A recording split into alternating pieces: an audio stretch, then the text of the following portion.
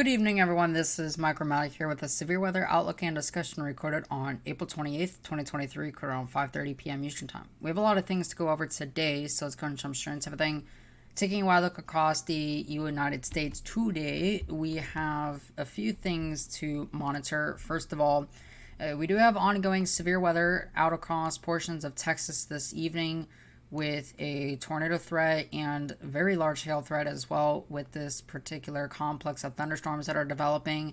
So certainly something to monitor. We'll kind of quickly check the Storm Prediction Center website.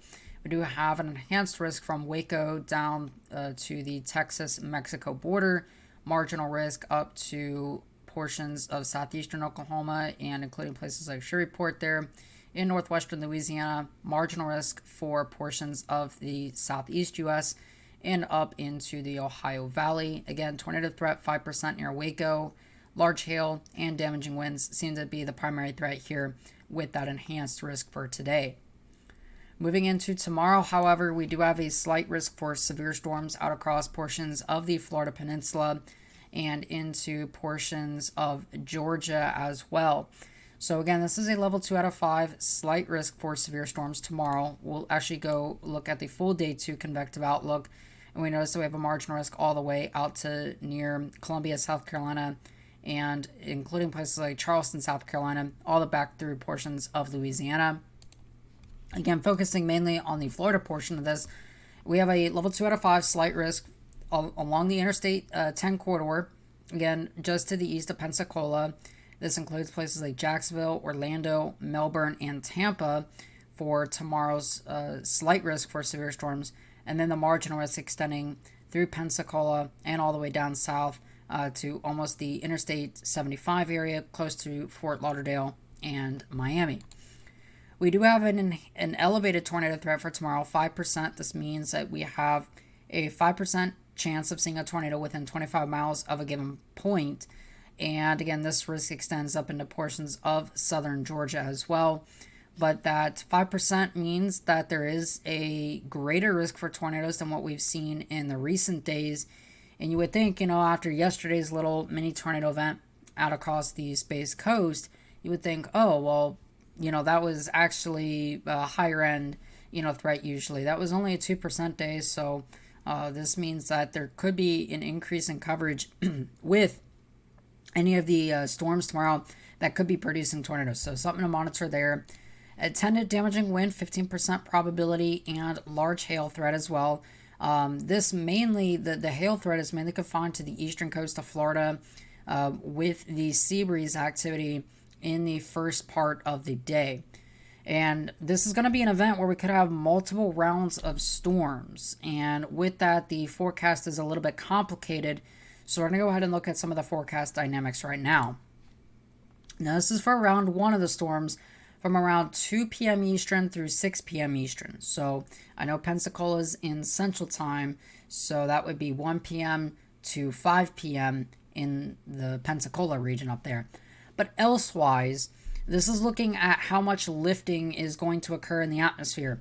You need lift. You need some sort of lifting mechanism to force thunderstorms up and get these towers to end up developing. So with that being said, the fact that we don't have a lot of that, especially in southern Florida tomorrow, there's not going to be a lot of lifting, especially with round 1 of these storms, not a lot of lifting to work with. And in fact, I think most of Florida, especially the peninsula itself, is the activity is going to be mainly confined to any of the sea breeze activity. And so through about 6 p.m. Eastern tomorrow, you're really not going to have much activity, especially in the central part, from about Sumter County southward.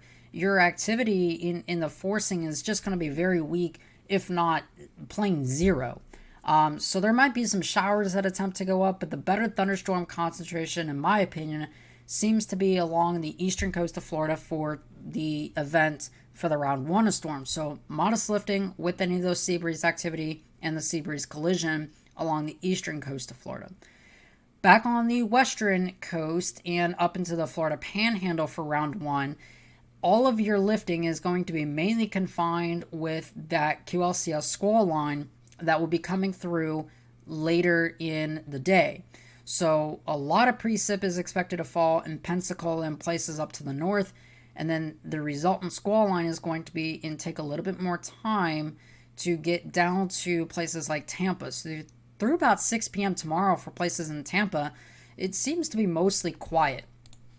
Now we get to round two of the storms from 6 p.m. until 11 p.m. So just before an hour before midnight, we have more forcing as the squall line comes over. So you're going to have strong forcing for ascent, meaning that line of storms is likely going to continue marching its way eastward through places like Orlando, Jacksonville, up in Marion County, Ocala, Tampa.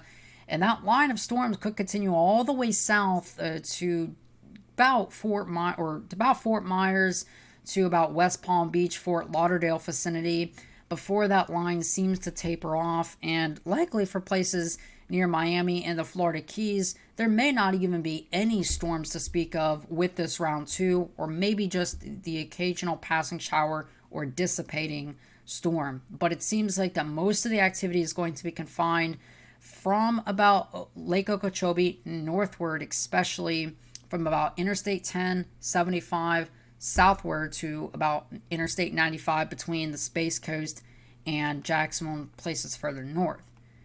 Now, we have to talk about round three. There's a conditional threat that we could be dealing with another set of storms later into the evening and in the overnight. This is round three of storms from 12 a.m. through 8 a.m. into Sunday morning. We could be talking about a third round of storms. This one here is very conditional based on how much instability is able to build into and after the squall line passes. Generally speaking, though, there is moderate forcing for ascent from about the Tampa Bay vicinity northward through Interstate 75 and Interstate 10, with just modest forcing for ascent generally from about Lake Okeechobee northward. Now, what is going to end up happening here is based on some of the modeling guidance that has just kind of come out within the last about hour. We may have to increase this a little bit. It may look like a line of storms may form. But based on this forecast reasoning, it does seem like isolated discrete supercells, at least initially, are possible, especially in our northern counties, before this actually ends up transitioning more into just a regular line of storms, and that attendant tornado risk at least drops off to a degree. Instability is generally not anything to really worry about by Florida standards. We're going to have strong instability throughout most of the peninsula tomorrow for round one. Round two of storms, because it is going to be later in the evening, that instability will taper off, but again, strong instability, especially on the western coast of Florida. Now, for round three of storms, again, the instability is going to be a lot weaker, and it is going to be conditional on how the atmosphere is able to respond after this line of storms passes through the Florida Peninsula late tomorrow night. If enough instability is able to build back up here, which by at least this particular set, this is kind of just a blend of all the models thrown together here, but based on this, it seems like you may get moderate instability, maybe about 1,000 to 1,500 ml cape to build along the western coast of Florida, but it seems like that is going to be a very conditional threat. We're going to have to see how that ends up playing out.